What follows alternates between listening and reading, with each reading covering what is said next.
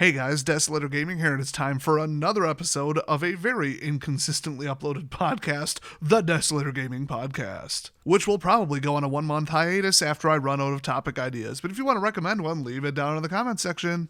So at this point, if you've been on my channel long enough, you know Advantage Play. You know what to hit and when. You know why short run makes it more money than long run and why it's safer. And if you watched the last episode, well, you know all the mistakes that Advantage players make. In fact, a lot of people told me that they listened to the episode on the way to the casino because it's a bit of a drive. That's great. But today we've got the advanced tricks. We've got the secrets that just adjust things a little tiny bit and just add a little bit of edge or help you out a little tiny bit. This isn't going to revolutionize your whole world, but it's going to make things a little bit more efficient, safe, or whatever. I'm just kind of all over the place on this one, really. So number one, okay, so we all know Ultimate X Poker is like the number one moneymaker because people leave states on it constantly. You could check it multiple times per night, and you're in for a whopping one hand, and with just like a couple 2Xs, you're at like 140%. So pretty easy machine, and once in a while people leave like 7-2-2 on 3-line. That's roughly the equivalent of walking up on Magic Treasure's Dragon with a count of like 39. Except you know exactly what the endpoint is. It's one bet. Cannot stress enough that UX is the way to go. You need to learn it. Ultimate X is spicy, but once you've already wiped out every single Ultimate X machine in the entire casino, well then what do? If it's been half an hour to an hour and it's a moderately busy night or extremely busy, we will recheck a machine, but instead of checking the whole thing, we'll just walk past when the crowds are kind of going down and we'll just click on the last played if they were on bonus streak or regular Ultimate X. And only if it's not what we call pinned. So if you see a bank of 4 machines that are all multi-game, but all of them are on Ultimate X, all of them are on $1, and all of them are on 10-line. Or all of them are on 3-line jacks or better nickels. You know, that's what we call pinned. They started at one end, and then they made it all the way to the other end, and then they got up and left and checked the next one. Repeat. The whole bank is going to be on jacks or better nickels, which is like the lowest pay table with the lowest denom, which means they started high and went low, or they started low and went high, and it's at like 25 cents, 50 cents, or $1, triple 10-line, usually. So if you see that, there's no point. It means another advantage player hit it. Now, if you yourself left them in that state, then you know if somebody played it since then, because it won't be on that thing that you left it on. So watch for that, but then usually we'll say, oh, hey, this one, like those 3 are pinned, this one's not. Or we'll walk past and we'll just say last play, which means, hey, somebody flipped it. Somebody's been on it since us. And so we'll look and we'll say, okay, well, 5-line, 25-cent Deuces Wild is the last thing that they played because that's the one with the yellow outline on the screen, meaning it was the last game played. Almost every single cabinet I've ever seen works that way. So you can walk up, check just that one and nothing else. And if there's a play there, we might check a little bit more, but if we see like 10 blanks, we'll just give up because there's only so much time in the day, and usually we're being stealthy and don't want people to see us, and we're there when there's a crowd. That's a bad combination. I may or may not have brought a shade to stand behind me and block what I'm doing. You know, not that I'm committing a crime or anything. I just don't want to give anybody walking past any inspiring ideas. I saved that for my YouTube channel, dang it. So that's the fast little, let's just play one trick, because most people will only play one denom. It might go up and down a little bit, but they play one pay table, and it's almost always Deuces Wild, triple double, or double double. Now, another thing that I don't know how people don't realize this. I guess they're programmed to either be super stealthy and they avoid this, and then they're just like, no, the machine's too loud. Or they just don't care, and then they don't realize that they're announcing to like half the casino that they're checking a machine, and if one single person takes issue with that, they are going to hear you doing it. So I mentioned that because turn the volume down when checking machines in an empty casino, especially a notoriously loud machine like Grand Buddha Link or Grand Cat Link. I think it's called something else.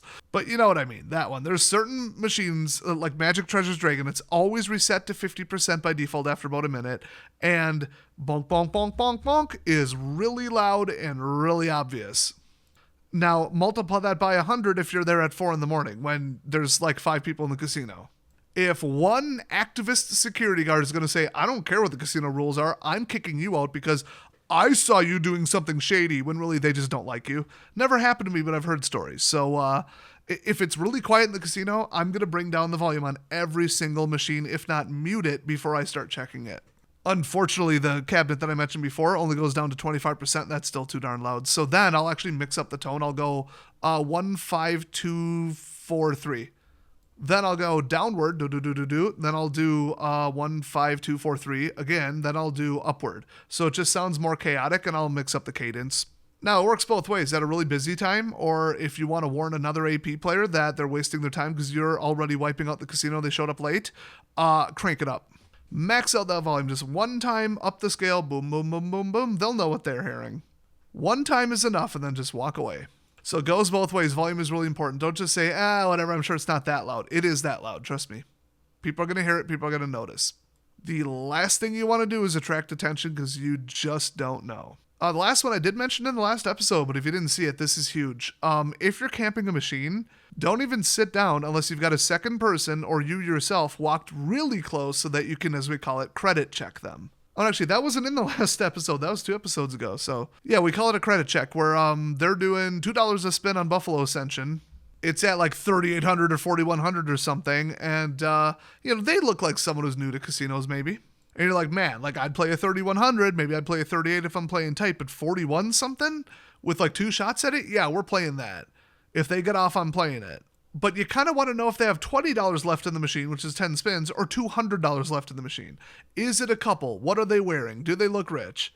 Do they look like they have no idea what's going on? Are they fast spinning? All of these factors, but most importantly, how much runway do they have, as we call it, before their plane goes off the runway and crashes.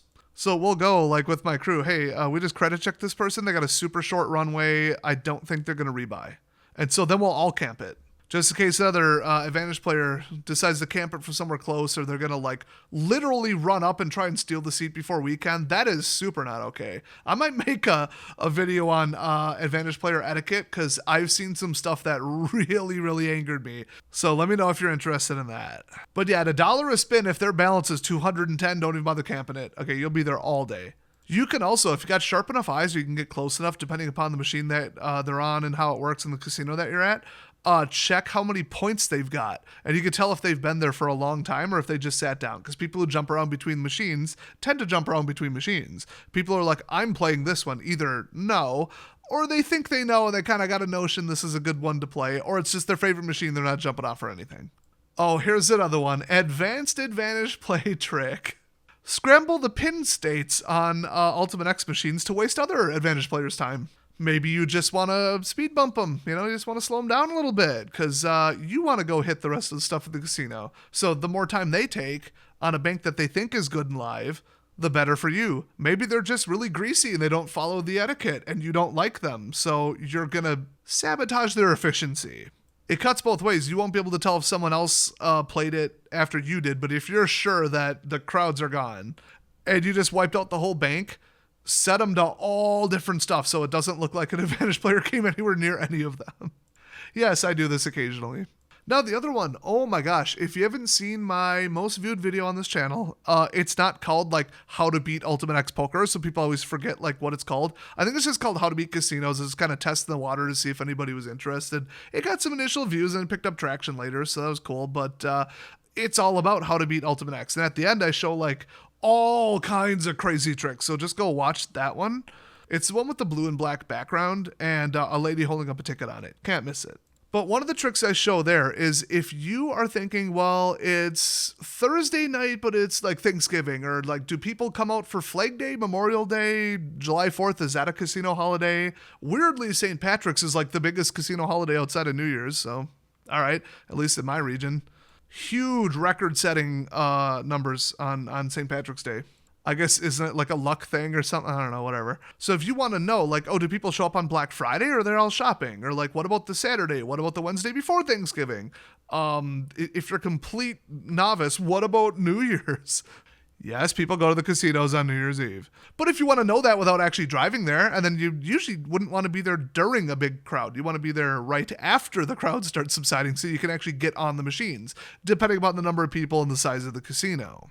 And what if it's just Tuesday or something, or it's a Friday and it's snowing out or raining, and you're like, I bet nobody came out, I don't know. But you want to know, well, what if there's like some big event, some big sports thing, some big whatever, and there's going to be a crowd that I didn't expect and nobody knows about? Well, if the other advantage players don't know about it, Oh, that's a money-making opportunity for you right there. Or you want to watch for the crowds to go down so that you can real quick drive there. Well, you can do it all inconsistently. I cannot stress that enough, from the how busy is it graph on Google. So what you have to do is, one, not be on a phone, but if you're on a phone, you have to change it to, I think it's just called viewport or like device something. I don't know. I used to be a web developer, but you change it to desktop mode. So if you've got Chrome on your phone, you go up to the little dots and you hit desktop site checkbox, and it'll pretend that your phone is a desktop and tell it to give you what they call a different CSS style sheet, but also it'll give it like a false device identifier, and then it'll draw the page as if it was a desktop. So that's how you do it on phone. But you need to be in desktop view, you need to be in full-size view, you need to be a certain amount of pixels wide and all this other stuff. But if it feels like it, it'll show you a graph. And it's only for the business listing, and only if you type it in precisely, exactly what the true title of the casino is. So if it's blue, it's just showing you typical numbers, and for some reason, it seems to be random, and I got some theories, they're just not showing you real-time data. If it's red, they are showing you real-time data, and if it's red but it's 1 pixel tall when it should be a lot taller, it either broke, there's some kind of weird outage, or the place actually is closed. Or like evacuated or something, I don't know. But I've been known to like just jump on my computer, type it in real quick and go, whoa, okay, I don't know what's going on, I don't have to know. There's double the amount of people than there are typically on a random Wednesday. There must be something going on, some convention, some whatever. And I'll text that picture to everybody and say, we got to get there. This is it at 7 o'clock or whatever. And they're like, bro, I'm in, let's go. Big crowds, very, very, very important. So that real-time data is key. You just have to like be logged into a Google account, or it won't show it to you because of something called scrapers. You have to not be using a VPN. You have to not be too far away from it because you have to be around the same geographic location, or it'll ask you like, why do you want to know? You're like 12 hours away. That makes no sense. Couple other factors. They also limit the number of queries to do an anti-scrape thing. I don't want to get way into it, but just a lot of the time it won't show you that data for various reasons, and it's really annoying. And if you're about to say, well, then write an API for it. I looked into it. For the last couple of years, they have never made an API for it because of a various bunch of reasons, like security, privacy, a whole bunch of other stuff. They want that data for themselves to the point where they started limiting just random people trying to look it up. So I don't like inconsistency in IT services, but that's what you get. So rant about that over. The other thing you could do is most casinos, if not, I would dare say just about all of them, have a hotel attached, or a resort, or like a rental room for like weddings or banquets or corporate meetings or get-togethers or trade shows. You know, something that could fit 50 to 500 booths or whatever. It depends where you're at. What you want to do is get the schedule for that and look for like a really big thing. Not like, oh, the Recycling Association of America, all 12 of them are having a meeting. You want something huge, like an RV and boat show. Okay, just think about that. Retired old people, mostly, with a ton of money. That's who goes to an RV or boat show. People who travel, go on vacation, have the time to do so, and have a ton of money. And they're going to a show next to a casino. A huge sports event, like right down the street, there's some big regional, minor league baseball game or something, or maybe like a really big one, who knows? Could be NFL, could be NBA, could be NHL. Just all depends where you live. Sports people tend to drink, be lower in age, and have absolutely no idea what they're doing at a casino. You don't just want a lot of people, you want a lot of people who don't know how anything in a casino works and are just going to go there and have fun with their friends. Because they leave positive states on machines. When they aren't careful, they bankrupt themselves, they go to a limit and say we're switching machines no matter what. They think everything on every screen is fake because, let's be honest, 91% of the time they are correct. And hey, it works out for you. So it's about the right people, big crowds, and you can get that information from Google, but you can also get it ahead of time and plan a little bit with various local areas or the venue itself, the hotel and the meeting rooms themselves, actual schedule, which, usually on their website. Sometimes you got to go on Facebook, look for the events there. It just depends how they do it. Next up, if you're looking to travel to a casino and you're like, well, which one do I go to and when? Well, when, I think we kind of covered that a little bit. But if you just want to know which casino, there's a couple tricks here. Because I, many years ago, probably at least 6 or 7, just drove to I think 7 in one day. I showed up and I'm like, this is the weirdest, worst bunch of machines I've ever seen. How is there a casino this large without video poker? That's impossible and beyond idiotic. And it turns out the answer is it's because it's a Class 2 casino. I didn't even know what that was. I'm like, what? They got like some weird like giveaway thing, like some bingo card in the bottom left. What does that even mean? Whatever, cool, don't care. And I'm just walking around, I'm like, I don't see anything AP. I don't see a single UX machine. What even is this casino? I just drove like 2 hours. And then I played some stuff for fun and won because that's actually famous for being one of the highest return to player percentage casinos in the entire world. So cool. But if it's not in your favor, it's not in your favor. 96%, but we'll make it up in volume. Yeah, no, you won't. But I played some wacky new stuff I've never seen before, and I won right away, and then got some food and got out of there. But man, imagine if that was the only one I was going to that day. Now, another one, it was really, really small. I knew this. It's kind of like multiple rooms. Everything's old, a lot of older machines. Not necessarily a bad thing, but they had very, very, very limited AP stuff. They had like Hexbreaker and like 3 UX machines and not much else that I knew about at the time. So I'm like, okay, strikeout, but we're doing like this like rural area one. And that's where it comes down to, okay, if you want to maximize the amount of money you're making on the trip to like fund another trip or to just show off, put it in the bank, spend it, whatever, you're just going full blown AP, not, we're going to the casino anyway and I want to do some AP stuff so I have a chance. That's the typical audience on this channel. And I wouldn't say, oh, you're going to do a job out of it. It's going to replace your income. I know about 4 people that's true for. Cool. But they're hustling so much harder than they were 2 years ago. Yeah, I hope they kept their resumes up to date.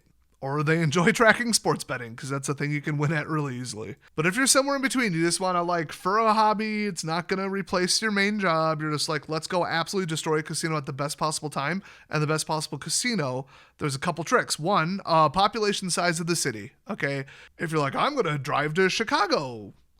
How many people live in Chicago? It's got to be 1 million plus, right? A couple million, I don't even know. I don't even know if there's casinos in Chicago. I wouldn't even bother to look because if it's within 10, 15 miles of Chicago, you've got millions of people potentially, and what percentage of them know AP stuff in 2025? Now you go out to, I don't know, Ho-Chunk, Wisconsin Dells, where, let me look this up. The population of Wisconsin Dells itself, the city, is 2,539 people. If you go to like the village of like Delton and some other stuff, it's up in the 6,000-7,000 range. So we'll say 10,000. We'll be real generous. 10,000 people live reasonably close to Wisconsin Dells, which is where Ho-Chunk, Wisconsin Dells is. Gigantic casino, but that is a destination. People go there on vacation. It is like Water Park Central for the entire United States. But people do big, like, regional get-togethers there because they have a really big meeting room, if I recall. I don't know. I've been there several times. And then, okay, so subtract the number of people that live there but work at the casino and then aren't allowed to play there. I bet there's a grand total of 0 or 1 people that know how to advantage play the casino that live close enough to bother hitting it. So, Chicago or the 10,000 people in Wisconsin Dells? Which one am I going to go to have the least amount of competition? Because the worst thing is walking into a casino, you see 5 people walking up and checking the same machine about 3 minutes apart from each other, and you know you ain't going to find a darn thing. Especially without a scout, a team, or anything like that. You want to go in the smallest city possible and like a resort area. So like Nevada, I guess, I don't know what, like Lake Tahoe. I think not many people live there, right? Yeah, I just checked, 50 to 60,000 people. So some of them are probably APs, but are they, they're 8 hours a day? Maybe. I mean, I could name some people, but you got a better chance there than Vegas. Now, what if they don't have any AP machines? Well, check if the whole thing is class 2. You could probably just Google it, ask AI. That's like such a basic question. They could check some like, individual government forms and classifications and be like, oh yes, this is a class 2 casino, not a class 3. So they're going to have nothing AP. But if you just want to know, like, how big is it, you could look at the square footage, like, actually measured on Google Earth. You could estimate it based on, like, the width of a highway. There's some other stuff you could do. You could just, like, ask AI once again, like, what's the square footage of this building? You'd be surprised how often they actually do know it. But, just look at the pictures. Just look up the Google Maps listing for that business and click on the photos, and you'll probably get one of the floor. And you'll get a pretty good gist of it, depending upon how good people took the photos. And it's going to be a lot of food, a lot of hotel rooms, and a lot of individual machines. You got to really sort. But between those couple things, you can usually figure out how large it is. But then you want to go to videopoker.com and click on, like, play games in casinos or something like that. It's under one of the menus.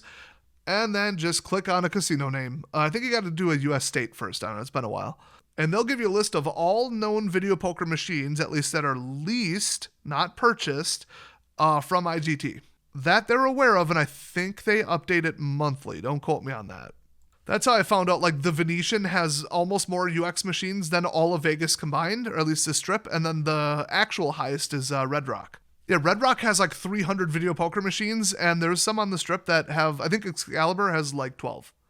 Like, I could just stay home and play 12 UX machines. And if it's really high number and you're like, that's a smaller place, how's that possible? It must be wrong. Oh, no. They probably have a bar with like 15 of them. Or 2 bars. The bar toppers, dude, I'm telling you. Now, also, if you're looking for just UX, look for Superstar 2, Superstar 1, certain Game Kings, but those will throw you off because most of the Game Kings don't have UX. All-Star at least 2 and 3, I think. And the problem is, I think for Superstar 2, some of them do and some of them don't have Ultimate X. And some have Bonus Streak and some don't. Some have Golden Egypt and Scarab and some don't. But at least you'll get an idea where you're like, wow, they have 1 Bonus Streak, 1 UX, and 2 of these. Wow, all 4 machines I get to hit there. Then you know what you're in for. So, yeah. Where to play and when to play is big, but that's kind of like old school, like pro full-time, not messing around, super serious advantage player stuff. If you're just like, it's Friday and that's when my people want to go there and we're making a trip anyway to have fun, but my idea of fun is beating the casino, then just go up whenever and just wing it. You know, just watch your bankroll, don't be stupid, don't overbet, don't start what you can't end, you know, that kind of stuff, and just like wait for stuff to show up. If you're down, stick to short run AP. If you're up, play whatever. You know, just do whatever you want to do. I think playing casually and not making this feel like work is a great way to make yourself not burn out on it. That is very important. It is very repetitive. If you do it by yourself, it's very boring. And at the end of the day, if you aren't having fun, then it is just another job. And you don't want to become dependent on the money, because in the next 3 years, I think it's going to get even harder for anybody to make anything doing this. But there are more and more advantage play machines, because they get real pretty looking long run numbers that are a little inflated past, not past reality, but past like logic, I guess you would say. I don't know. I covered that in a previous episode. And then casinos are like, oh, look at the coin in on this one that they're saying. Yeah, let's lease that machine. So more and more advantage play stuff is going out, because like if you walk around, would you normally play 1,000 spins on Buffalo Link because you just love it so much at $5 a spin and risk a ton of money that you would never play with normally? No, you're doing it at 2 a.m. because the number's really high. You know, came across like a 1550 or something. You're like, let's play it out. So then all of that coin and all of that spin cycle, all of that, how many times was the money rotated, shows up on their reports and the vendors' reports, and they confirm what the salesman was saying and go, yeah, this is a popular machine. And then the people who were just going to play it because they like the game or they like Buffalo or whatever feeling they had about it, whatever, they sit down and play it at a lower number and get wrecked. And then some other advantage player comes and plays it a whole bunch. So it kind of is like, it shows double the amount of spins, or I'm sure it's not quite that pretty, but you know, more spins than it would normally have because it's advantage, and the longer run and the higher bonus interval, the better. So that's why you look at a report on Regal Riches, nobody plays Regal Riches. But if they do, somebody else is going to come up and do way more spins. So it's like for every 1 spin, it almost kind of counts as 2, but they're not like lying. You know what I mean? It's getting play because of the nature of how it is that it wouldn't normally get, and that's driving up the statistics. I think that's the best way to phrase it.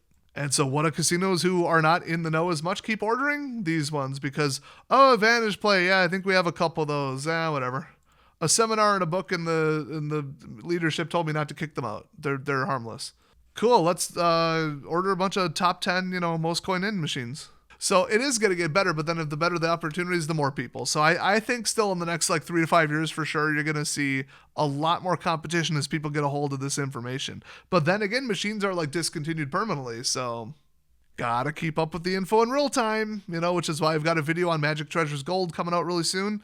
I took a second look at Huff and Puff. We've had enough, and the numbers are certainly interesting. I may have made a slight error in my first video on it. And then I'm running an analysis on the Lemmings game to see how low you can get before you have an advantage state. And all those just came out this year, I believe. So, stick around, hit subscribe. So check out my notes at the end to see if I missed anything. And you can turn the volume all the way up on a machine that doesn't reset it. I could name some. And if you want to use it as other advantage player detector where they got their stupid earbuds and they can't even hear it, And they just don't care about volume. They're just going to walk in. They know the staff's not going to do anything about it. So boom, boom, boom, boom, boom.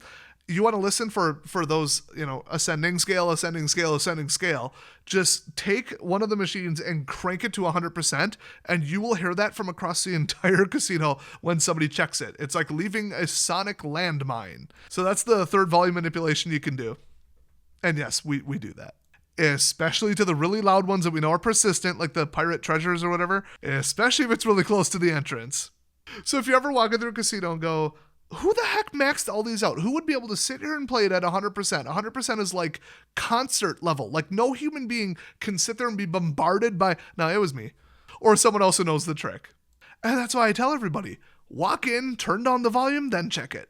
Another one, I can't remember if I mentioned this or not, but we got one of those like $20 gun safes, the really thick metal ones, but they're just the size of a handgun. And it has like a steel wire on it. And you can bolt that to the chassis of your car. Usually it would be the seat rails. And then throw some money in there. And the only way you're getting that is with a really good bolt cutter, a really good set of lockpicks, or stealing the entire car. And then inside of that fireproof bag, you can get them for like $8 on eBay. They are really, really good, actually. I tested them on my other channel. It survived over 2,000 Celsius. I'm actually surprised. But yeah, if you want to put, 1, 2, 3,000 just in case, it'll save you on the ATM fees and then the trip to the bank and all this other stuff. Because gas, time, Not to mention if you had to pay like 1.5% up front for like a credit card charge at an ATM because you need more money to complete a run. Not good, but also not good in case of pickpockets or robberies having like 2,000-3,000 on you at any given time in your wallet, I actually made an entire video, I should just upload it to this channel too, about making a decoy wallet. I put like 4 $1 bills in there, a bunch of like expired and used up Visa gift cards and like expired membership cards for stores that don't even exist, that don't have my name on it, by the way. And then somebody's like, give me your wallet, some real quick, snatch and grab thing. Here you go. And I said, am I getting in a fist fight, a knife fight, a gun fight against someone who may have accomplices right around the corner over like $100 to $200? No. Am I going to be pissed if you take it? Yes. If I just won $3,000 and that's why you're trying to attack me in the parking garage, am I going to have a gunfight over that? If I got to my car first, you're going to have a really bad day. Let's put it that way. But, don't be afraid to have security walk you out to your car. Not because they're going to stop somebody with a gun. They're not. It's so that you can sue them for the implied safety coverage, and then their insurance will pay you. That is the real reason. But if you have a mountain of cash on you because you took like a hand pay in cash, you $10,000 or something, and you didn't want to wait 10 business days or whatever for a check. In Vegas, it's usually 24 hours though, so it varies. Give your friend your keys and have them pull your car up. And then you only have to get from the door to your car. And I don't know about you, but my crew knows exactly where I store my gun. Also, I'm not saying that you should walk right past a no gun sign at a casino, but I'm saying that if they don't have a detector, you do you make your own life choices. Now let me tell you the 2 really big reasons that I don't do it. One, if they've got a sign on the door and you've got a permit or whatever, it's different every state, but if that's the scenario, then they have just admitted that they are liable for your security. So if they made you leave a gun in the car by putting up a sign that says no weapons, and then you get injured in a robbery or from a weapon, then you can sue them right off the bat. Not even sue them, they'll just write you a check. Like, they will settle so quick, don't even hire an expensive lawyer, get a cheap lawyer. That is a beatable case right there. As long as you are still alive, you're getting paid 100% plus. And the plus could be pain and suffering, mental trauma, lost sleep, lost this, that, or the other thing, whatever they want to tack on. Then you might need a good lawyer. But yeah, the casino or their insurance are one or both going to pay you. Hey, speaking of getting paid, but don't carry illegally. If they notice that and they just didn't say anything because they don't want to make waves, they could actually say that you are effectively trespassing because you walked right past a no gun sign and we notice that you have a gun on you now. And we're not going to pay you this hand pay at all because you're not allowed here. So walk out the door. You're also trespassed for life and we're not going to pay you. That's never happened to me, but yeah, don't do that. Let's just say I may or may not have had a pistol on me when somebody decided to shoot up a place. And very glad I did. Didn't have to use it, but I'm very glad it was there just in case. So secure your money. Don't put too many eggs in one basket. Use a decoy wallet, some old beat up wallet that looks realistic with a bunch of filler nonsense in it. Just fold it over paper, whatever, whatever they're not going to spot right away. Put a bunch of old coupons in there, whatever, and then give them that. And then everybody walks away with a smile on their face. Well, on the safety and security topic, this is wild. So you don't, at most casinos, absolutely have to take the hand pay out on the floor. And I just learned this weeks ago. You can take the hand pay in the VIP area. You can take it like inside the security office. They have backup locations where if you say, hey, I want this to be on the down low. Can you pay me somewhere other than right in front of the machine with the big flashing number about how much I just won? I would say 99% of casinos will say, yes, we have an alternative plan for that. Come to here. Come to this staff area. Come to our meeting room. Come to whatever. They'll pay you there. And then one, nobody knows where you are if they saw you win it. And two, nobody knows like how much is on you. And it's just, not a bad idea. And you might think, well, that's just paranoid. It's like, how much more effort is it? Everybody thinks something's a 1 in 10,000 shot that it'll happen to them until it happens to them, I could quote the number of times that I've had to pull a weapon on someone, not at a casino, never had to do that, but just in general. But it's so high, I don't think you'd believe me. Let me just put it that way. And I don't exactly live in the hood anymore. These are all just mentally ill people on drugs, people causing problems, people trying to rob my shop that I had at the time, people getting mad that I wouldn't buy their stolen equipment on a Facebook meetup. I'm telling you, you don't have to deal drugs to be I need a gun on me at all times. Kind of drift away from Advantage Play stuff, but, not losing your money is Advantage Play stuff, so I figured I'd tack that on to the end here, but that about does it for the episode. If you got any cool tips for really, finicky little stuff or stuff I didn't mention, just little tiny optimization stuff, leave it in the comment section down below. Thanks for watching. Support the channel on Patreon if you want. Link in the description in the comment section, and I will see you guys next time.